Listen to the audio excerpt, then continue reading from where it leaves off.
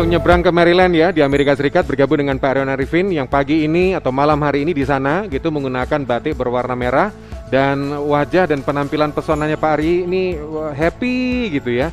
Saya nggak tahu nih ada mimpi apa tadi malam. Pak Ari, Assalamualaikum. Waalaikumsalam Pak Iman, gimana kabarnya? Senang banget nih bisa kumpul seperti biasa, selalu yang I look forward to setiap kali weekend ini Pak. Terima kasih untuk perhatiannya sekaligus dukungan kawan-kawan dari Voice of America. Pak Ari, tadi amanah Anda sudah saya sampaikan langsung. Edisi pertama saya sudah sampaikan salam Anda kepada Mas Chandra Novrianto. Dan nampaknya kita memang tunggal guru ya, karena beliau juga guru saya, ternyata gurunya Pak Ari. Itu sejarahnya gimana Pak Ari? Ya beliau itu adalah guru, maksudnya orang pertama yang mengajarin saya soal broadcasting waktu saya pertama kali masuk ke Radio Prambors di tahun 91. Wow. Itu waktu itu saya baru aja lulus SMA, kemudian Mas Chandra waktu itu adalah yang lagi hit-hitnya waktu itu. Saya inget banget nomor punggungnya itu Chandra Novriadi itu Prambors 28. Dia tuh mengajarkan segalanya. Dia tuh megang PR, megang off air, dan sekarang dia juga melatih teknik radio semua segala. Jadi dia menguasai semuanya. Dia dulu juga ya DJ yang hit juga gitu loh pada waktunya. Nah, dari Mas Chandra lah saya mempelajari berbagai macam fungsi radio. Mulai dari saya mempelajarinya, saya tertarik, dan akhirnya saya mengalaminya sendiri gitu, di dunia radio ini gitu. Number one yang dia selalu utarakan kepada saya adalah theater of mind.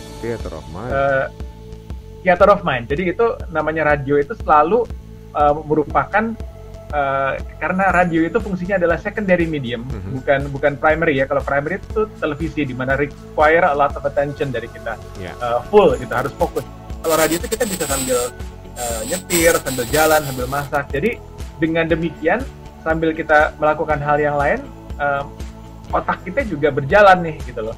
Jadi nggak jarang kan kalau kita dengerin orang siaran, waduh ini tampangnya kayak gimana ya penyiarnya ya gitu. Atau kalau nggak ngomongin musik kayak gimana, itu kan semua kan ada gambaran sendiri di kita. Nah itu dia tuh perkembangan radio tuh mulai dari secondary medium itu saya sampai mengalaminya di Indonesia, dan juga saya di Amerika. Waktu kecil kebetulan saya besar tahun 80-an saya di Amerika mengalami apa yang masa jaya-jayanya radio tuh, karena televisi juga masih terbatas dengan acara-acara yang menyita perhatian, sementara radio tuh yang lain-lainnya, kegiatan off air, sayembara online, orang sambil nyetir mendengarkan radio gitu. Itu dia yang nggak bisa saya lupakan gitu. Pak Ari, saya tertarik dengan pengalaman Anda melihat Mas Chandra perform, kemudian handling his program, dan Anda tertarik untuk bergabung. Tapi diskusi ini cukup menarik. Saya beberapa kali kumpul dengan kawan-kawan kampus dalam sebuah pertanyaan. Ayo, siapa yang mau jadi penyiar? Angkat tangan. Nggak ada, Pak, sekarang ini. Nah, ini gimana kalau melihat kebutuhan SDM orang radio, Pak Ari? Silakan. Saya tuh juga sebenarnya masuk ke Radio Prambors tuh bukan nggak kebayang saya bakalan jadi penyiar ya. Apalagi penyiar pagi hari drive time bersama Becky Tumewu, itu sama sekali nggak kebayang. Saya tuh pertama kali masuk ke Prambors itu saya pengen bergabung terus terang ke Prambors Top 40 Band untuk bermain drum kan.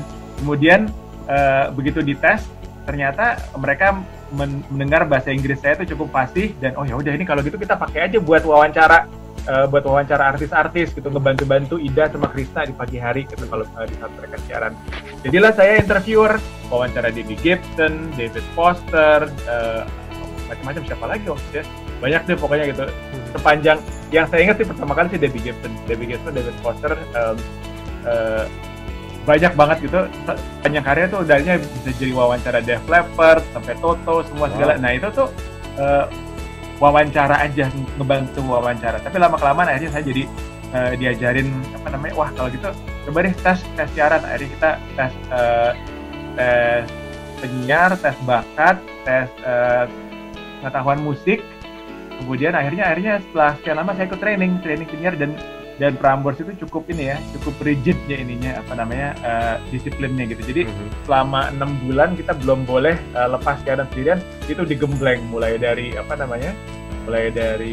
pengetahuan mixing, pengetahuan sampai, jadi namanya penyiar itu harus bisa semua, mulai dari mixing lagu sampai nyalain pemancar di pagi hari sampai macam-macam. Luar itu biasa. Mas Chandra semua yang ngajarin gitu. Oh, gitu. Mas Chandra sama ada bos-bosnya waktu itu Mas Intan, Mas Malik, dan ada satu sekarang nih namanya Adrian Syarkawi. Yaitu dia yang apa namanya, yang megang Mahaka Intramedia kalau nggak salah. Nah itu dia itu beliau itulah maksudnya panutan saya, dan akhirnya saya memutuskan untuk ini kayaknya saya suka sekali, menarik, dan akhirnya saya mendalami, dan ilmu-ilmu mereka semua yang saya timba, mulai dari teknik, mixing, pengetahuan, sampai kemampuan ad-libbing. Ad-libbing itu tadi yang dibilangkan theater of mind, kita benar-benar mengandalkan. Mas Chandra tuh kalau siaran tuh merem loh, Mas. Jadi kalau misalnya di depan saya gitu ya, dia cuma gini terus ngomong tuh sambil merem. Nah, nggak tahu tuh apa yang ada di bayangan di benaknya dia tuh apa gitu ya, maksudnya yang lagi ada, tapi yang jelas tuh ngalir semua. Gitu. Yang menarik Billy, Mas Ari ini punya pengalaman radio di Indonesia dan sekarang bersama Voice of America gitu ya, yang juga punya banyak kanal outlet untuk penyiarannya. Menurut Mas Ari sebagai jurnalis dari VOA atau Voice of America, peran radio ke depan sekarang ini seperti apa, Mas Ari? Radio itu sebenarnya udah evolusi, Pak. Kalau misalnya mengingat radio di Amerika mulai pada tahun 1920, mulai dari sebelum ada TV, dia itu adalah primary medium. Jadi orang tuh mendengarkan radio tuh bisa jadi itu sebagai perhatian utama. Di saat Perang Dunia Kedua itu Presiden Roosevelt memberikan obrolan-obrolan fireside chat via radio. Semua orang tuh mendengarkan semua dengan fokus. Bahkan mulai dari drama radio sampai berbagai macam ya, drama radio itu yang terkenal tuh di tahun 30-an ada yang namanya War of the Worlds, yang diangkat dari novelnya H.G. Wells, dibawakan oleh Orson Welles. Nah itu itu yang dijadikan filmnya Tom Cruise kalau nggak salah di tahun 2005. Nah itu tuh mengandalkan theater of mind banget. Orang tuh sampai sempat kepikiran apakah ini benar dunia sedang diserang oleh makhluk luar angkasa gitu ya. Itu tuh theater of mind itu tadi, saking realitasnya gitu. Nah kemudian berevolusi menjadi suatu setelah masuk TV mulai masyarakat mulai menikmati televisi sebagai primary medium, radio agak shifting sedikit ke secondary medium. Nah itu maksudnya dinikmati sambil beraktivitas, sambil nyetir, sambil semua segala. Rata-rata orang yang mendengarkan radio, apa yang ingin mereka dengarkan? Musik, berita, information gitu kan. Orang talk radio juga ada di sini gitu, macam-macam gitu. Nah semakin kesini, semakin dengan berkembangnya era digital di Amerika, itu tuh radio tuh sekarang shifting lagi. Yang tadinya televisi itu primary medium, sekarang semua udah masuk ke on demand nonton TV, on demand untuk dengerin audio. Nah jadi sekarang radio itu bukan hanya radio yang disiarin dalam FM atau AM. Di sini juga on demand radio yang mengandalkan audio aja itu amat sangat diminati. Jadi orang tuh bisa dengarkan radio kapan saja sambil ngapain aja, dan mereka bisa memilih. Saya ingin mendengarkan berita, carilah berita. Saya ingin mendengarkan non-stop musik pun juga berdasarkan genre juga bisa dipilih sendiri. Jadi semakin kesini bisa dibilang sekarang radio tuh mulai bergerak kembali menjadi primary medium. Primary meaning dalam arti kita mencari apa yang kita inginkan. Kalau misalnya zaman dulu kita cuma bisa mantengin radio, musik favorit saya keluar kapan ya gitu loh. Nah sekarang kan dengan saluran-saluran internet, bahkan kayak satellite radio itu kita bisa milih genre yang kita suka, bahkan kita bisa milih music yang kita like, umpamanya di saluran-saluran seperti Spotify atau Pandora gitu, kita bisa milih musik apa yang kita suka, kita cue, kita dengerin. Nah itu dia tuh the magic of audio. Sekarang kita bisa menyaring apa yang kita suka. Ini menarik Pak Ari. Saya juga penasaran karena Voice of America ini kan juga harus bersaing dengan radio-radio internasional yang juga bisa ditangkap di seluruh penjuru dunia dengan berbagai macam kanalnya. Nah, peran Voice of America sendiri beradaptasi dengan perubahan-perubahan itu apa yang dilakukan oleh kawan-kawan dari Voice of America, Pak Ari? Yang pasti sih kita selalu berusaha evolve dengan market. Jadi kita memang bergerak ke arah situ. Jadi di saat pasaran dunia radio itu mulai bergerak ke arah digital, ke arah on demand, ke arah apa yang mereka inginkan, ya bergeraklah kita. Kemudian juga kita berusaha untuk memberikan apa yang ada di pasaran. Jadi namanya berita-berita kita yang kita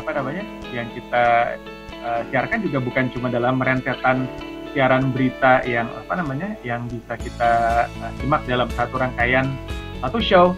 tapi juga bisa kalau misalnya kita ngelihat ke website kita www.voaindonesia bahasa Indonesia atau juga bahasa Inggris www.voanews.com. Nah itu laporan-laporan berita juga berdasarkan kategori, berdasarkan informasi yang kita tuh we can pick and choose.